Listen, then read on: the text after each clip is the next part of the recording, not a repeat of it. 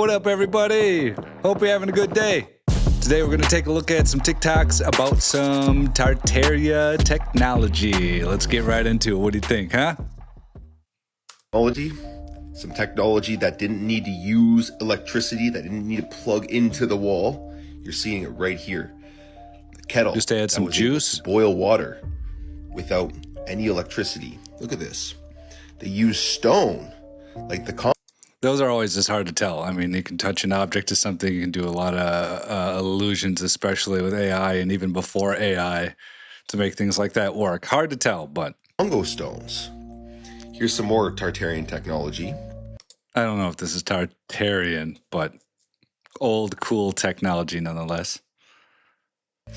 I just wanted to show you how cool this was. All over our real history. Like, you just need to open your eyes to see.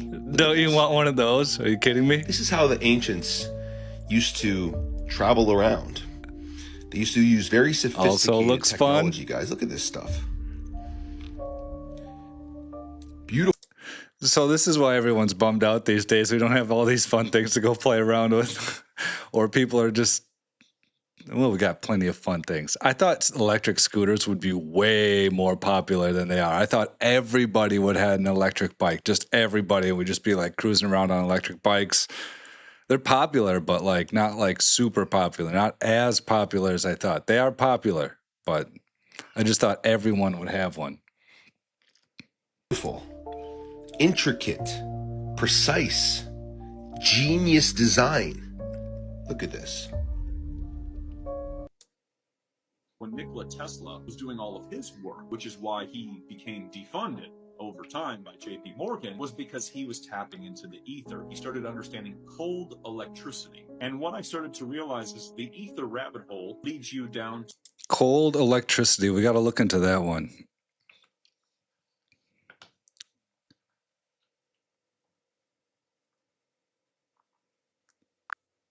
Yo, ChatGPT, can you tell me a little bit about cold electricity? Cold electricity is often a term you'll run into in fringe or alternative energy discussions. Unlike conventional electricity, which involves electrons flowing and generating heat, cold electricity is usually described as a phenomenon where electrical power is delivered without much heat loss. Proponents claim it can run devices more efficiently or even power loads without generating heat. However, from a mainstream scientific perspective, it doesn't have accepted empirical backing. It often appears in the context of speculative inventions or misunderstood electrical principles. In short, it's fascinating to explore, but it's not something you'll find in your everyday physics textbooks. I thought Einstein was trying to do use that using his dynamos. Einstein wasn't actually working on anything like cold electricity. His focus was on relativity, quantum theory, and broader physics. What about dynamos? Dynamos are pretty straightforward. They convert mechanical energy into electrical energy using electromagnetic induction. They've been key in powering early electrical grids, especially for things like lighting and motors. But they operate on well-understood physics, nothing exotic. If you're thinking of free energy ideas sometimes mixed into dynamo discussions, that's not Einstein's realm, just classic engineering. Stupid ChatGPT, giving us nothing fun whatsoever about that. to Henry T. Murray, Nikola Tesla, Nathan B. Stubblefield, all these different people who were just using the Earth's energy that's pulsing all the time, that's coming out of the sky, and the ground, and that's it. And so what we're doing is, with electroculture, we are tapping back into that, and we can take it a step further into looking at the old world cathedrals, all those big buildings. I like the one with the knights. That's a fascinating concept, where those knights were not using that armor to fight each other, but they were using it for some sort of electricity, something or another, whether it's fighting with electricity or reworking energies or whatever it may be, harnessing them somehow. It's fascinating. These cathedrals that people see all over the place, those are harnessing all of these waves, the etheric waves, which are all around us. That's the primary energies. As I've gone down this rabbit hole and looked at these things, and this is a perfect example, you got the antenna right up on top of there, and that's an Look at this image. Look at these things right here. Notice that stuff is all over, and even around on some of the churches' by my building or by in my hometown, and I they don't look like they serve any other purpose than, well, I don't know what purpose they serve. They don't seem to be, they're very interesting. This the same kind of design. The ones that I have in my town have these little kind of like little nubs, kind of like a fist or something. But yeah, it's got to be something. Antenna, which is gathering atmospheric energy or the ether. And these buildings were tapped in. They had water underneath them. And notice all the places they're saying they used, would get rid of that stuff.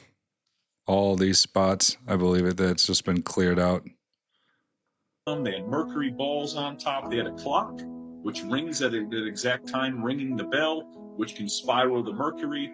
That's a really cool one too, that picture. That's just another temple, and you can see there's copper all the way on the top of there, spiraled in a coil, just like that, and then right up on top. That's so interesting. This is an interesting idea here.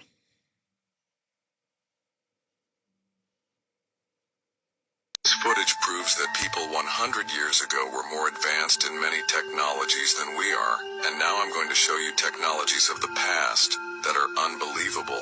For example, this archival footage from as far back as 1925. Don't you notice anything strange? They show a car driving without a human being because this is the first. I was talking about this the other day. What about this anti-theft So we had some of these When a things. thief picks up the This one's suitcase, funny. 3 giant pins shoot out of it and the handle clamps down. Give me on his back hand. my bag. But if the thief did try to escape, you could easily catch him with this net shooting device where he wouldn't stand a chance. And in these Yeah, shots get from back here. 1950, there's a folding mini electric motorcycle that could go up to 70 kilometers per hour. Would you ride one of these? But most of Yes. all, we were surprised by these giant monocycles of 1930, which could accelerate to almost 100 kilometers per hour and were very easy to control. But why did they hide all this technology from us? This footage proves that people Because it was fun and we would enjoy it. That's why. We'd have a good time with it.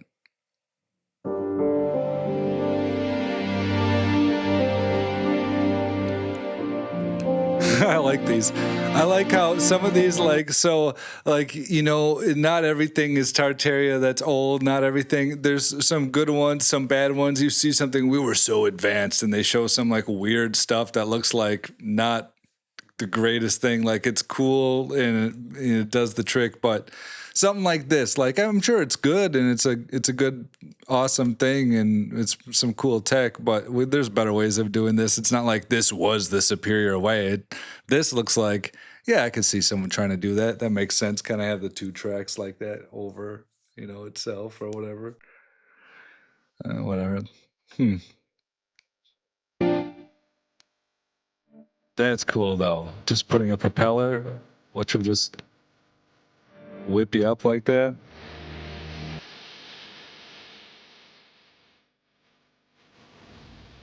That one looks dangerous. Whoa, I don't know what that's about. A lot of the moving sidewalks, those are around in a lot of places, and I don't know why we don't have those outside. I guess outside in these cool spots like they do in the beautiful locations that they had them, not just in an airport.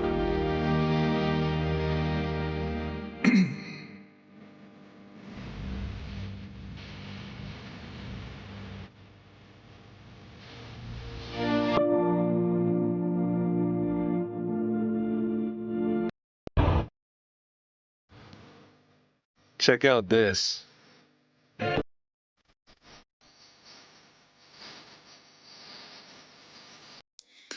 Just notice the precision on this work. It's just such a cool thing. This thing is just awesome. Well, yeah. It's awesome. You can see it right here.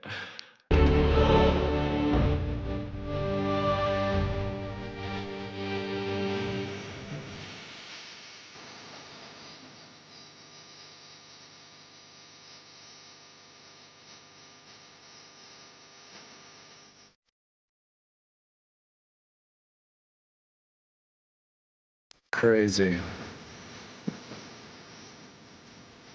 And then it folds back up. What a beautiful piece. That's a cool one, though. And I don't know how they would use that exactly. It seems like some sort of star map. Yeah, navigation star map, I guess. Yeah. Compass. This was an electric quick service station for electric-powered taxis in 1940. The fleet of taxis would just pull up and they would quickly swap out the battery, almost like a NASCAR pit crew. It's funny, they had fleets of electric vehicles, electric taxis like this, electric trucks, so much. I went to the Museum of Science and Industry this spring in Chicago, and they had a whole wing of the history of the automobile. Not one of these electric vehicles were shown.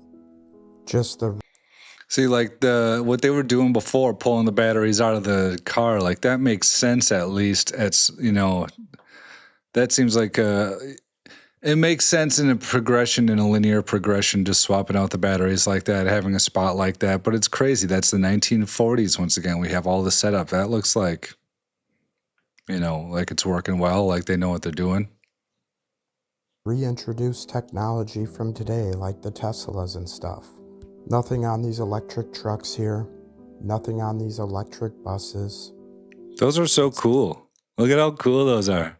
Electrobus says it right there. Look at these guys in their little top hats riding their Electrobus. That thing looks like it is built to cruise. That's such a cool vehicle. It's like they didn't want you to know the capabilities and power of the past. And the parasites can keep on charging Interesting ones for their petroleum-based vehicles. That one's cool. Question everything, friends. Until next time. Those are all pretty cool. So they used to actually have devices where they could communicate with each other through these glass sphere objects, through the power of the ether. And bear in mind, this was in the 1800s. They had far more advanced technology than we do have now. And the buildings back this evidence up as well. They essentially had FaceTime in the 1800s through these devices. Not to mention they could create... I think some of this was done through like scalar waves. I've heard the idea that there are different churches, with their different cymatics, have their different frequencies, which also operate on different like scalar wavelengths, which means that they could communicate instantaneous, because these scalar wavelengths are like something that like connects something somehow. I don't know, but it's somehow like instantaneous or something like that. Why don't we ask ChatGPT about that one? I know it's going to give us nothing about it. I'm just going to ask it about the idea of scalar waves. Yo, ChatGPT, I heard this idea of scalar waves. Can you tell me what people are talking about when they're talking about these scalar waves? Scalar waves pop up in pseudoscience or fringe theories. In mainstream physics, we know scalar fields like temperature distributions or the Higgs field, but not scalar waves in the way these alternative ideas propose. The fringe notion is that scalar waves are a kind of longitudinal wave in the vacuum, supposedly capable of instantaneous effects or even things like healing or limitless energy. However, these claims aren't backed by peer-reviewed science.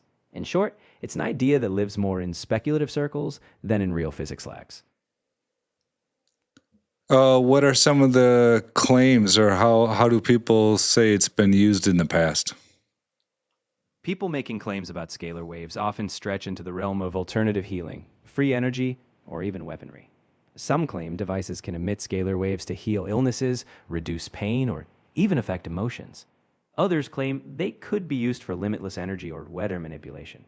Some more extreme narratives suggest secret military applications. In reality, none of these uses have been scientifically validated. These claims are typically promoted in non-scientific contexts, so while intriguing to hear about, they lack reliable evidence.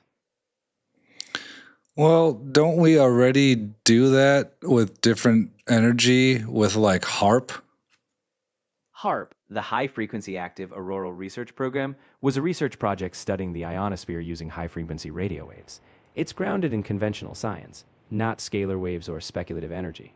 HARP explored how the ionosphere works, not mind control or weather manipulation conspiracies that often get attached to it. So, no. While HARP transmitted energy, it's not the same thing as the unproven claims surrounding scalar waves. Thanks for the great clarification. What a stupid tool. Free energy through the buildings and the shapes of these buildings, through those big antennas that you can see on the building. The AI is stupid because it didn't give me the answer that I wanted it to give me, so stupid tool. That would harness atmospherical energy through metals like copper and mercury, specifically red mercury. So then you have to ask the question, where did all this technology go? And why did they remove this free energy technology? And you have to understand that they removed this technology because almost all of it utilized free energy from the ether as the fifth element. And the ether was available to everyone, as the ether is infinite and it was free. But the Rockefellers could not profit from the ether because free energy cannot have a profit to it. So then during World War It is kind of bummer that you can't profit off of ether energy, right? You know, it is kind of disappointing. Yeah, I'm going to have to come up with something else. Why don't we make up a story about how we'll just burn these dinosaur bones that existed in the past? Even though I know a lot of it is oil is supposed to be from like other debris and natural stuff and not just dead dinosaurs alone, but you get the picture for comedic effect. I, all of these buildings alongside the ether were destroyed, and then all of the documents about the ether were completely fabricated. And that's exactly why you have the electricity you have today, because the profits are extremely high and they can actually sell it, unlike the ether. Boom. Doodly. So they've replaced the bells with cell phone towers. They say that the cell phone towers are safe, but there's been plenty of 1970s U.S. Navy documents and Department of Defense documents showing that they're not safe. When the bells ring, number one, they can deter a storm, which I thought was really interesting when I was researching. People ringing bells to get rid of the storms in Europe. There's so many uses for they bells. could heal It's and really great. harmonize the surrounding land. And you could also ring a bell if there's a weirdo in the town. You know, you can ring the bell and make people aware that there's some strange people trying to invade your town. It kind of worked for different purposes. And the other reason, too, during World War II, a lot of the bells... These kind of theories seem not stupid at all to me. Like, you know, they told like it would make sense if we're harmonizing literally the air and vibrations with bells and certain things, and we knew about these different points where we should put these churches and these other things like that. It was like kind of like acupuncture on the earth and different ways of releasing, you know, the energy at different spots is what I believe is that they already had some sort of mapped out somehow. And that's why I think a lot of the cities have been rebuilt in the same spot over and over again. And there's layers and layers in some of these cities and places because they are high energy spots on the earth. And within those spots, we even, you know, picked out some like these acupuncture points kind of in a sense where we should put some of these churches and these power outlets, basically. I mean, you drive around all the time and the churches, these older churches are usually in the like higher spot in town or in some spot that's elevated to some degree. But it would make sense, you know, since there's frequencies for everything, whether it be electromagnetic frequencies, sound frequencies, or the oscillations of electrons or whatever in some space in a cell, if that's the case, and whatever else, and that, you know, our things like our desk and, you know, they're hard, but everything's apparently vibrating at some frequency, right? So if that was somehow harmonized in some way, that would make sense that would improve overall conditions. And I was thinking about that earlier. I was thinking about how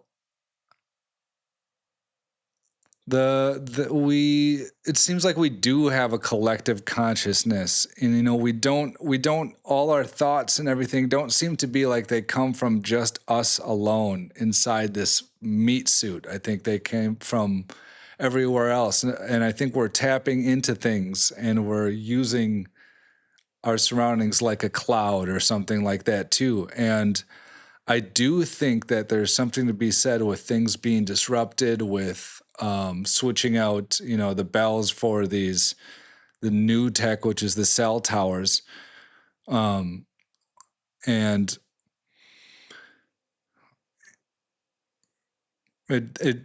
it seems like they could do something that's disruptive. And I was also thinking, we got all these new cell towers, and even today I'm driving around and my phone's kind of bugging in and out. I know things happen and whatever, but like, it's on like I'm smack in the middle of a busy city and it's like no bars, and I'm like, what's going on here? Like, did anybody's signal get better, and are they getting signal in more places, and is their speed of internet that much better now that they've updated to the 5G? Do you remember the switch? What actually happened? I feel like more or less like we've been able to put that much bandwidth out there for the longest time, and they just kind of like installed these other things, and then they're like, okay, well, we'll let you use more of this band that already exists. We'll just kind of like turn up the lever so everyone can use a little bit more now that we have some excuse to install a lot of these things that I don't see them helping. I mean, you see all those cell things on the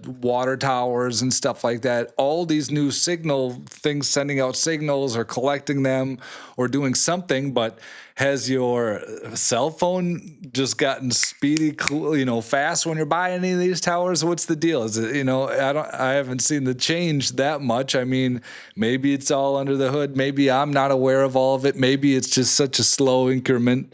It's like the frog in the boiling water and I just don't notice, but I don't know. Stuff's baloney, I'm telling you. Do you know about the 122-year-old flying trains of Germany? This footage is from the year 1902. 1902. The Wuppertal-Schwebebahn is the So oldest cool electric looking. monorail in Look at the those world, arches. and it looks like something straight out of a World's Fair. This stuff looks like steampunk, like to me. Like the old world was like some Roman steampunk. Like, it's so cool. Like yesterday's show with the garage lifting up the cars up and down so mechanically, just like some steampunk era, and part the cars parking with the wheels all turning in these cool looking cars. This unique system operates with cars that hang onto a single overhead rail. The official narrative is that construction began in 1898 and was completed by 1903, with the first track opening in 1901. Possibly the most surprising thing about it is that it still exists today. And I just had a random thought. Looking at some of those cars from the past, you'll notice that a lot of them seemed like they were like open top, or maybe they were soft and they could be folded, or they had some mechanical roof that closed over top. That very well be. But there's a lot of theories that we didn't always have the harsh extreme winters like we do today, and that they used to be a little bit more mild, and we used to not get these hard freezes over. Like we'd get some snows and the leaves would change and fall, and we'd go through like a season change, but it wouldn't be this months of frozen tundra that we do today. And maybe some of those real old cars, they were still planning for that, or maybe that was just what they did, and they were just more like they were seemingly like a more crude people, smart, efficient, crude in a different way, just going over bumps in these crazy cars and just with their wild inventions and whatever it may be. Like they got some crazy stuff going over in that wheel and whatever and stuff. That's some crazy stuff. Those some rugged people. I mean, that was supposed to be just getting around for the day. On my wheel thing. That would be crazy. Just getting tossed around and stuff. But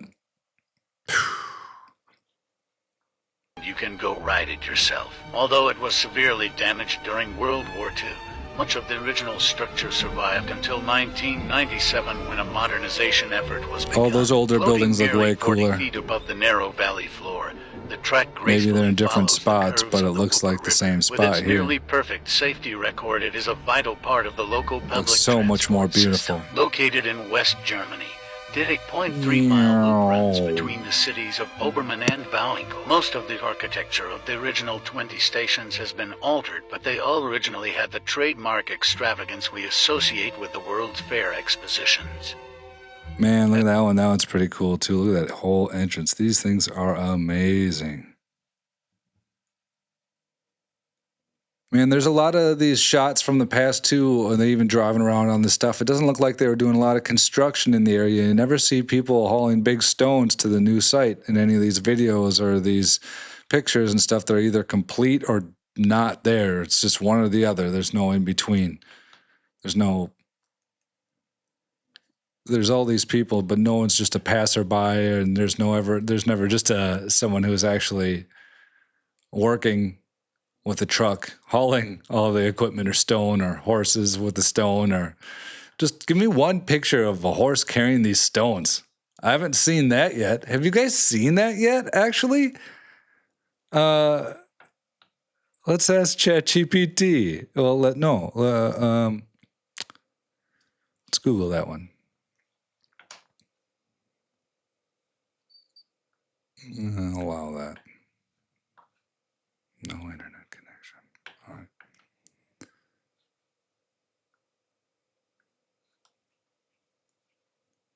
Dead air.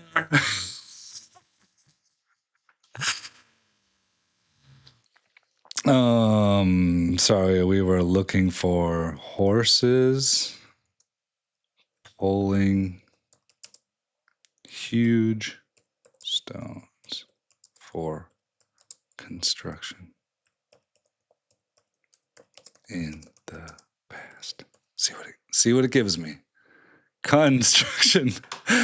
Oh, I'm a smart guy. Let's look at the images here. Yeah, that I imagine that makes sense, but this is just in some like third world place or whatever you would call it. Another country. I don't know how to speak. I'm not correct. No good pictures. Ooh, pulling some stuff. Those are some big horses too, right here. Right here, loading up. I guess it's not going to load up. What a bummer. All right. Either way, I think we'll call it there for today, guys. I hope you enjoyed the show. There's a lot of different weird technologies out there that did exist in the past that are really weird. And seems like they were very capable of these things and producing so much stuff. Once again, it doesn't seem like anybody was lacking anything back then. I believe that people went through depressions and different things happened, and that we went through different harder times when there wasn't much materials for maybe some different individuals and stuff like this. But it looks like there was stuff, like there's so much steel and metal and everything around in some of these crazy things, like all the steel it would take just to make that train, and it still works today. Obviously it needed to be reconstructed a little bit after the war. Fair enough, but even in the back-to-back, the old versus the new, which place would you rather go visit visually, just looking at it? Which one would you rather visit? The old world looked prettier. It's crazy how we're destroying it. And there's also this theory that the buildings in the past were built in such a way to make this energy and to have these certain vibrations and these certain things. But I guess the same sort of thing is happening today with our buildings, but we're inverting that somehow in some different ways and squaring off stuff. It has some other thing going on, or sometimes the layouts are still like look like things like the White House, a rectangle with a bubble popped out in the front, that kind of shaped building. Sometimes they have those things, like the new library in Appleton, Wisconsin, has that same shape and it has that theme, but it's built with this ugly new modern construction material that just looks nothing like the old library. And I can, you know, let's look at, let's see if we can find that. Pictures of Appleton.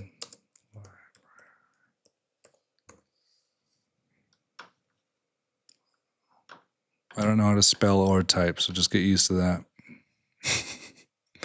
Look at here, though. This is supposed to be...